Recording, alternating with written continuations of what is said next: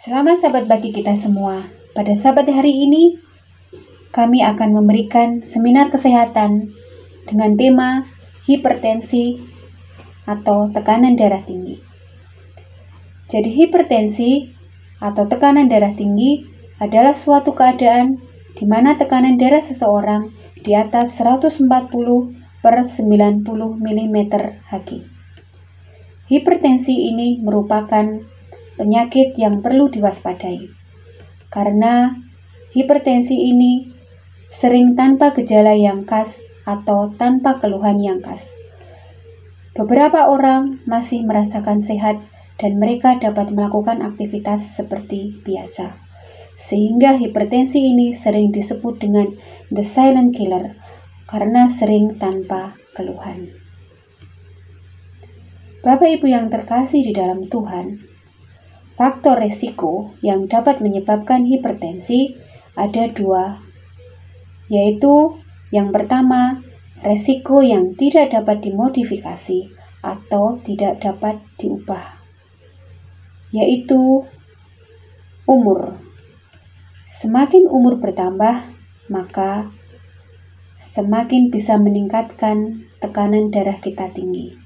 Karena semakin umur bertambah, anatomi di dalam tubuh kita mengalami perubahan, di mana arteri akan mengalami penurunan kelenturannya, sehingga ini menyebabkan pembuluh darah menjadi kaku, pembuluh darah mengalami penyempitan, dan menyebabkan tekanan darah menjadi tinggi.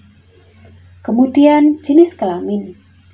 Pada pria, mempunyai resiko lebih tinggi daripada wanita pada waktu umur di bawah 50 tahun. Tetapi ketika sudah 50 tahun ke atas, pada wanita mempunyai resiko lebih besar. Karena pada usia 50 tahun, hormon estrogen yang ada pada wanita itu mengalami penurunan, di mana hormon estrogen berfungsi untuk melindungi tubuh dari penyakit jantung dan pembuluh darah.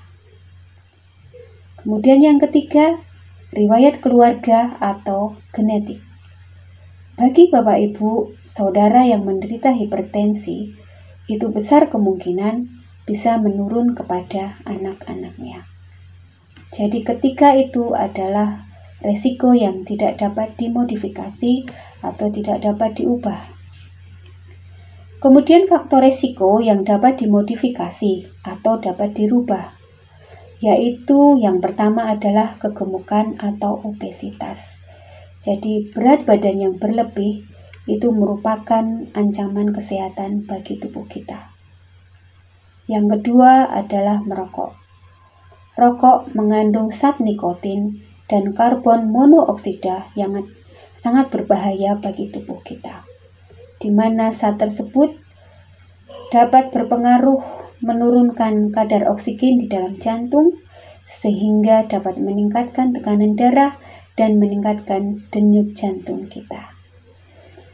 Kemudian yang ketiga, kurang aktivitas fisik atau kurang berolahraga. Ya, dengan berolahraga secara rutin, dengan berolahraga secara teratur, ini akan membuat pembuluh darah menjadi melebar, sehingga dapat menjadikan tekanan darah kembali normal. Sehingga seseorang yang kurang beraktivitas, kurang melakukan olahraga, ini mempunyai faktor resiko yang tinggi untuk bisa terkena hipertensi. Kemudian yang keempat, diet tinggi lemak. Ini bagi Bapak Ibu Saudara yang terkasih yang suka makan makanan yang berlemak, ini juga merupakan faktor resiko yang dapat terkena hipertensi. Kemudian mengkonsumsi garam yang berlebih dan terus-menerus, ini dapat berpengaruh secara langsung terhadap peningkatan tekanan darah kita. Dislipidemi itu adalah kadar lemak yang ada di dalam darah. Ini dapat dilihat pada pemeriksaan darah trigliserid dan kolesterol. Jadi kadar trigliserid dan kolesterol lebih dari normal. Dan ini juga merupakan faktor resiko untuk terkena hipertensi. Kemudian konsumsi alkohol yang berlebih atau secara terus-menerus itu juga dapat memicu meningkatkan tekanan darah menjadi tinggi. Psikososial dan stres. Jadi stres adalah kondisi di mana terjadi peningkatan emosional.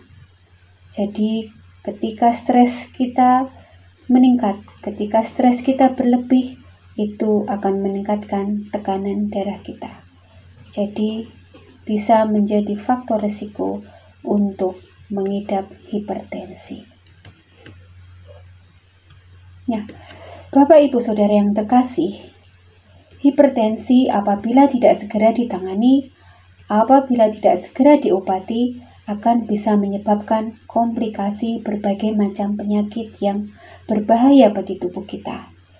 Yang pertama bisa menyebabkan penyakit jantung, kemudian penyakit stroke, penyakit ginjal, penyakit retinopati atau kerusakan retina pada mata, penyakit pembuluh darah tepi, gangguan saraf, dan penyakit gangguan cerebral atau otak.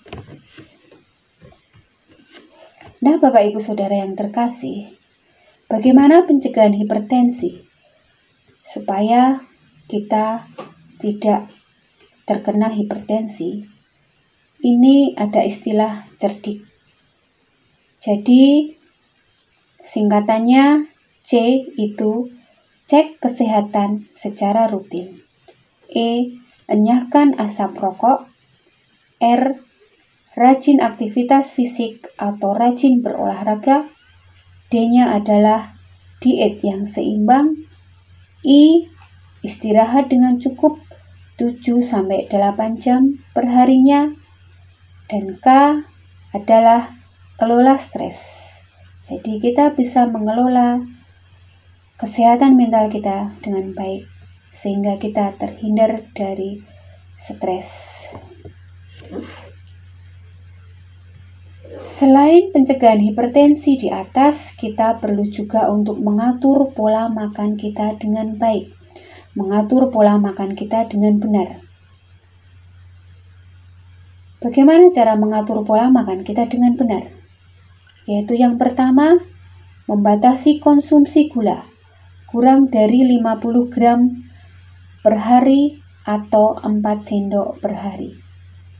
Kemudian membatasi garam, kurang dari 5 gram atau 1 sendok teh per harinya. Mengurangi garam saat kita memasak, membatasi makan makanan olahan dan makanan yang cepat saji. Kemudian membatasi daging yang berlemak dan minyak goreng. Untuk minyak goreng itu sehari kurang dari 5 sendok makan. Kemudian untuk makan ikan sedikitnya 3 kali per minggu. Untuk buah-buahan dan sayuran, ini 5 porsi atau sekitar 400-500 gram buah-buahan dan sayuran per hari. Satu porsinya setara dengan 1 buah jeruk, apel, mangga, pisang, atau 3 sendok makan sayur yang sudah dimasak. Nah, Bapak Ibu Saudara yang terkasih, bagaimana tips untuk mengontrol hipertensi apabila tekanan darah kita tinggi atau apabila kita terkena hipertensi? Tips mengontrol yang pertama adalah kita harus mengetahui tekanan darah kita. Jadi tekanan darah normal adalah 120/80 mm Hg. Kemudian yang kedua, kontrol tekanan darah secara teratur. Yang ketiga, perlu diketahui dan perlu diwaspadai tekanan darah tinggi sering tanpa gejala yang khusus atau tanpa keluhan yang khas. Yang keempat, tekanan darah yang tidak terkontrol akan menimbulkan komplikasi. Yang kelima, pastikan ketersediaan obat di rumah Anda. Yang keenam, perlu diketahui bahwa obat penting untuk menjaga tekanan darah kita tetap terkontrol, tetap normal. Yang ketujuh, minum obat secara teratur dan sesuai anjuran dari dokter. Kemudian yang kedelapan, kita perlu mengetahui efek samping obat yang kita minum. Yang terakhir, yang kesembilan, berhati-hati di dalam menggunakan obat bebas.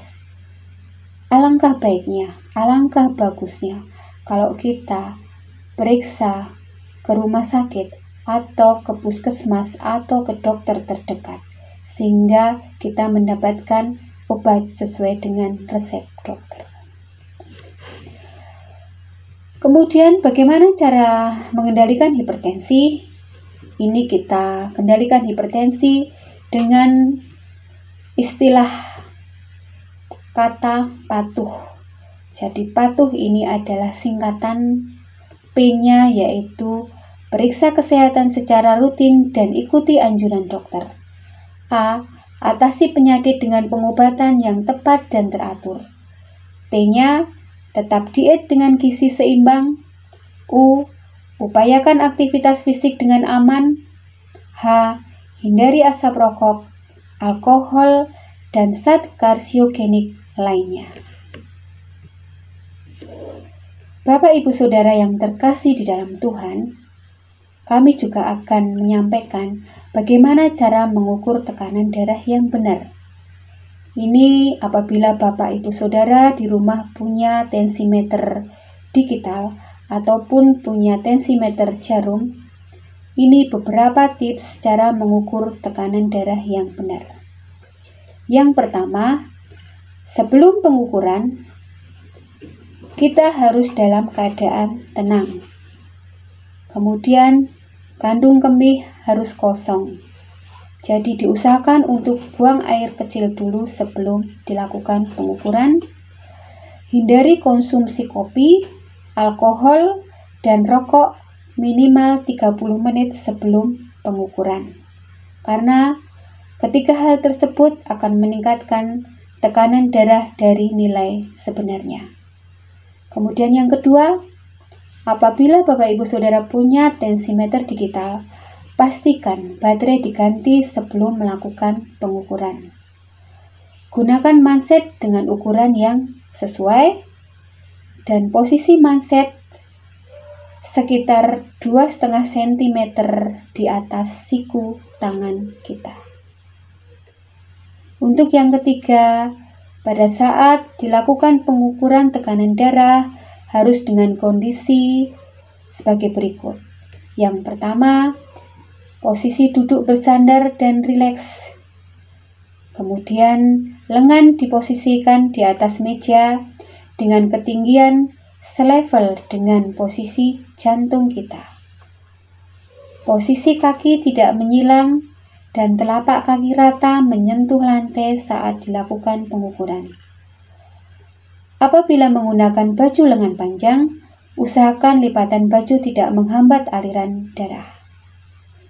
Dan selama pengukuran, diharapkan tidak banyak bergerak dan tidak banyak berbicara, karena ini akan mempengaruhi tekanan darah dari nilai yang sebenarnya. Ya, demikian Bapak Ibu Saudara yang terkasih, seminar kesehatan yang dapat kami sampaikan. Semoga ini bermanfaat dan menjadi berkat bagi kita semua, dapat mengubah pola hidup kita menjadi lebih baik, pola hidup kita menjadi lebih sehat. Selamat sahabat, Tuhan memberkati.